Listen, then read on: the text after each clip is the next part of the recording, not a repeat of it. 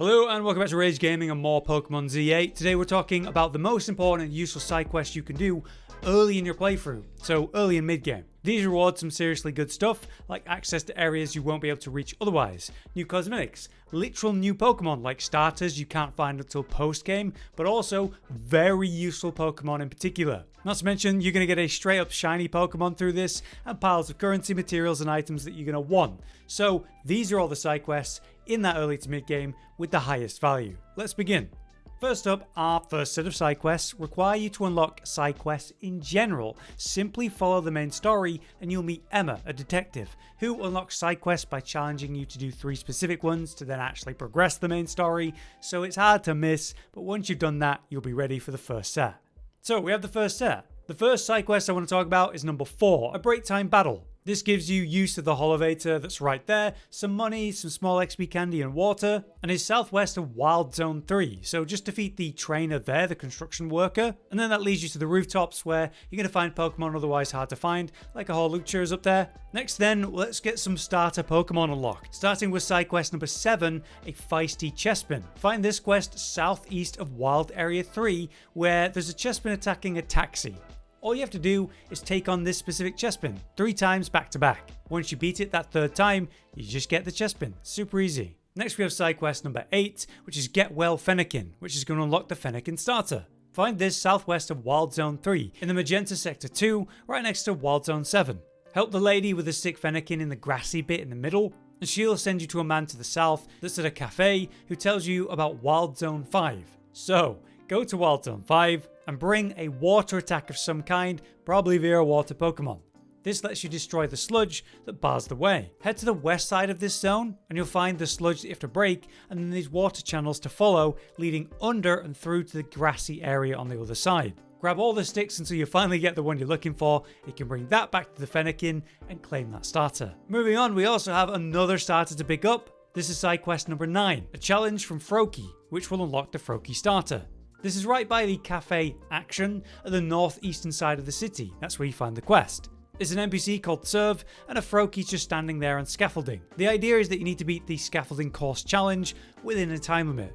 It's easy at first, but obviously gets harder, but you need to do 3 courses total. And remember, you can roll off ledges to make greater distance jumps, which will be necessary for actually beating this challenge. But when you beat all 3 of the courses, that's when you unlock Froakie. Cool, those are the initial super early ones. Now we need to progress the main story again to get access to more side quests. For these next quests, you need to be rank W to actually be offered them. So again, not far in the main story. First up then, we're going to talk about the many flowers of Flabebe, which is side quest number 12. For this quest, you'll get new hair colours and a rare candy. Each colour of each Flabebe that you bring to the NPC unlocks the colour tied to it. So there's 5 colours to unlock here, or maybe just the specific one that you care about. But the extra reward for handing in all 5 gives you even more of aqua, purple and pink colouring. Head to Coffee Clips, which is a hair salon at the southern western area of the city.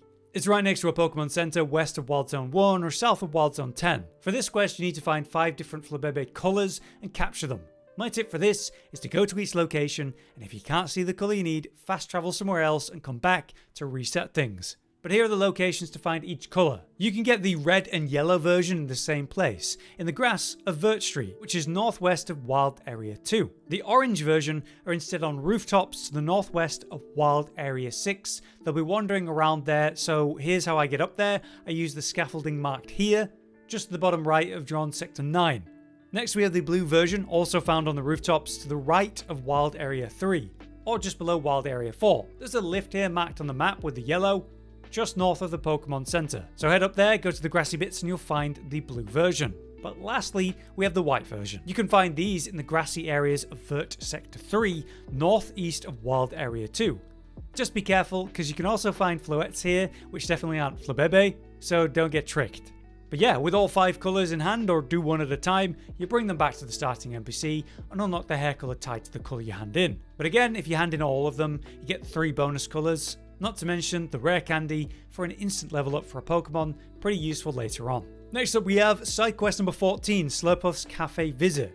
The rewards are 2 Whipped Dreams and 3k currency. The The Whip Dreams are what you use to evolve a Swirlix into a Slurpuff, if that's what you're interested in. And it's super easy. Just head to the Shutterbug Cafe, which is on the north side of the Wild Zone 10, which is on the western point of the city, and all you have to do is escort the Slurpuff from one cafe to another, which barely takes a minute. Just follow the Slurpuff until it gets to its destination without going too far. That's all it takes.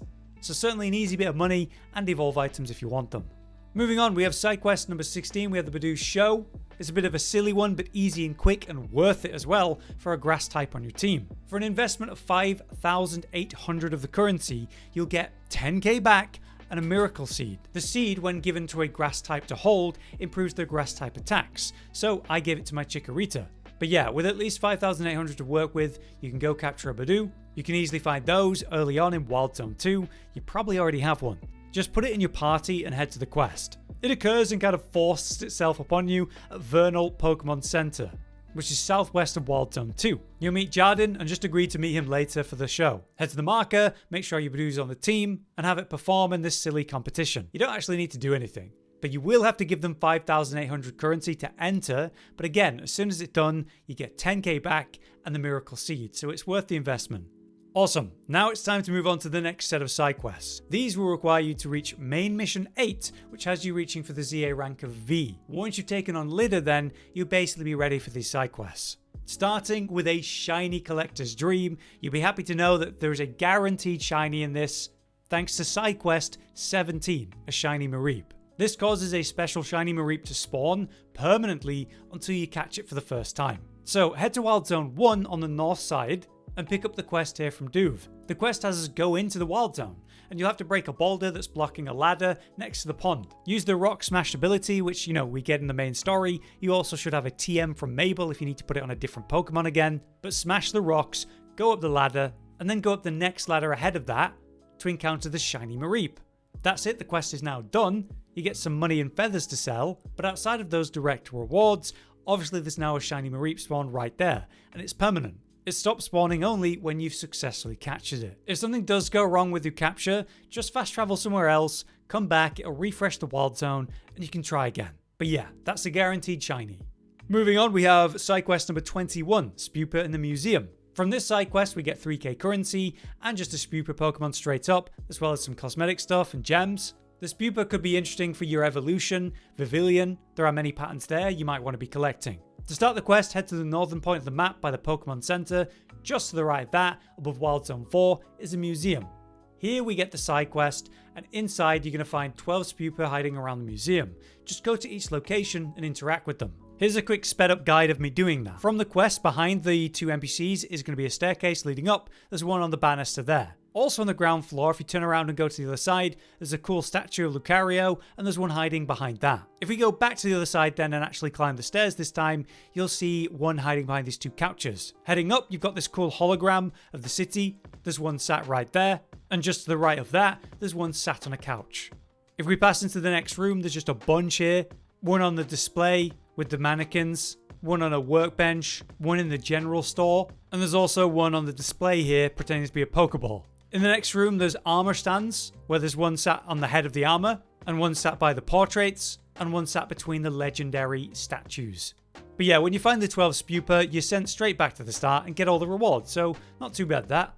Moving on, we have side quest number 22, A Call from Mabel, which is a fantastic side quest that should just kind of happen to you during the main story anyway. Just don't ignore it. As you can see, it involves the 3 Kanto Starters, and you get to pick one of them in this moment. Otherwise, you'll be waiting until post-game. Anyway, during the main mission of 8, when you're working on getting the challenge ticket, go heal your Pokemon at a Pokemon Center, and that triggers the call. From there, go meet Mabel at the lab in her office, and she's just waiting with the Kanto Starters.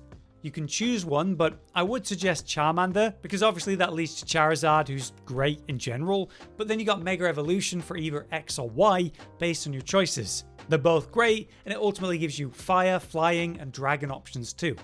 Alright, now we press on to the mid-game side quests. For these, you'll need to have defeated the main rival during main mission 10. After that, the next set of quests are offered. Starting with Underneath the Holovator, number 23. For this, we get some money, a revive, and a soft sand item. This is a held item, which when given to a ground type user, makes the attack stronger, so that's awesome. It also unlocks the Holovator involved, which gives you new access to the rooftops, which is important big picture. Now be warned, this side quest requires you to be a level 20 Diggersby. It's a normal ground type, so you can have a plan for that if you need. But you can also capture the Pokemon here, so that's what I did. But yeah, head to the quest location on the northwestern point of Wild Zone 1 and just defeat the Diggersby blocking the elevator. When defeated or captured, that's the quest done, so it's very quick. And don't forget to use that soft sand by giving it to a ground type user. Almost at the end then, this one's awesome. Number 24, an Abra Playmate, is a well worth side quest. It results in a Riolu, which of course leads to its evolution, Lucario, a popular and strong Pokemon for the team. Head to this academy, which is to the right of Wild Zone 3, and you'll meet the young child NPC Bond. He wants you to find an Abra. You can catch Abra across the rooftops of town, like the one by Area 1 and Hotel Z, but a reliable source of them, since they teleport away and things could go wrong, is Wild Zone 5. So head to Wild Zone 5 and go the northwest route using water attacks to get past the purple sludge if you need to. Climb the ladder on the northwest side and that brings you to the rooftops where Abra spawns. Remember to throw your Pokeballs as soon as you can before they can teleport, otherwise fast travel somewhere else, come back, refresh it, try again. But if you do have an Abra already, you could always hand that in immediately. So give your Abra to Bond, and in exchange, we're going to get that Riolu, which is a really good trade. Next up, we have a quick Pokemon battle that leads to the Will-O-Wisp TM for generating that burn, and a Firestone on top of that. So worth the short time this one's going to take. It's number 26, Burn Little Leo Burn. So head to Restaurant Luyere, to the west of Wild Zone 3. It's a side quest marked in front of a restaurant. Challenge Army there, and just win the battle. And that's it, you get the rewards. Just be wary that it's a Pokemon battle of around level 30, but it's straightforward. Finally, that brings us to our last main progression requirement for this video. The next side quest requires you to have unlocked the main mission of 11, 12, and 13, which actually happens all at once.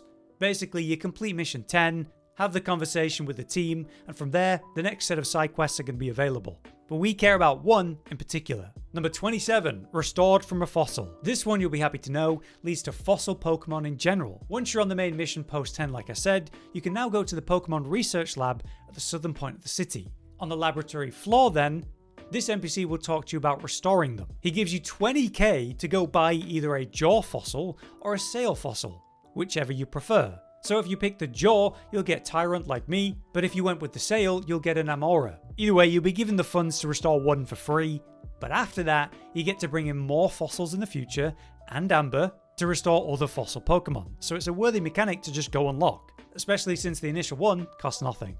On top of that, we also get money and a hard stone, which you could give to a rock type user to hold and enhance those attacks. So that's great too. But that finally brings us to the end of this early and mid game side quest guide. Those were just the most important and useful side quests that I wanted to highlight, at least quickly cover. If it was useful, be sure to drop a like and maybe we'll come back for some later game ones. But until next time, thanks for watching. Josh, Cotton, and Hollow with the videos, dropping the humor like a hammer on your tippy toes, bringing entertainment on a daily arrangement to take our insanity and turn it into entertainment. Yes, I said entertainment twice, to reiterate that it is nice to look into your faces on a mostly daily basis when you let us in your homes to make the whole world a stage. Goodbye.